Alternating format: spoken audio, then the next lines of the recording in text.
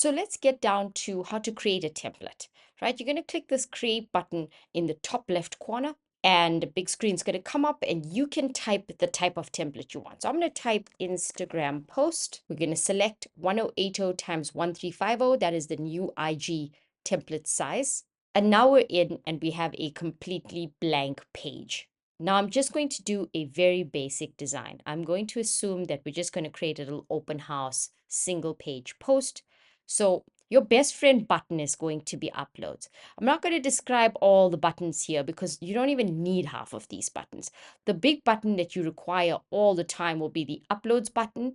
Once you click the uploads button, you will click upload files, which is this purple button, and you will bring photos into Canva from your desktop that relate to the asset you want to create. In this case, we're going to bring a picture of a home into Canva. So we're going to click upload files and we're going to bring in that picture of the home. I also recommend that you bring a picture of yourself into Canva. Once you're done, it will show here in the left panel, there's a picture of a house and a picture of you. I want you to click on that house and it will sort of jump into, the Canva template. Alternatively, you can physically drag it across with the mouse as well, right? And then we're going to just click on these side bubbles, these white bubbles, and we're going to fill it over the entire screen. And now you've got a cute picture of a home. Go back to the uploads folder. And once again, click on the picture of your face. And I'm just going to drag that again by its corners. And we're going to put that somewhere in the side. We could actually put it right here. The last step would be to create some text on screen. So you're going to click the text button, click add a text box, and that will appear. I'm also going to drag that by the corners and we've got ourselves some text. There are two white buttons here. You see this one that's got sort of like a compass.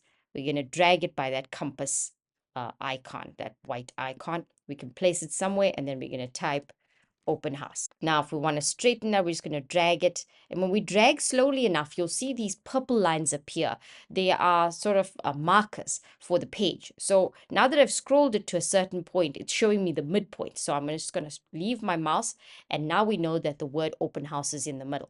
Now, if you look at this template, you can see that it's awfully plain. It's very basic. Yes, it was quick to create, but it didn't look as fancy as some of the other templates out there. So if you purchase from me, for example, you're getting templates like these ones, which are quite, quite graphical, quite fancy. This just happens to be quotes. I also do open house. I do the whole smorgasbord.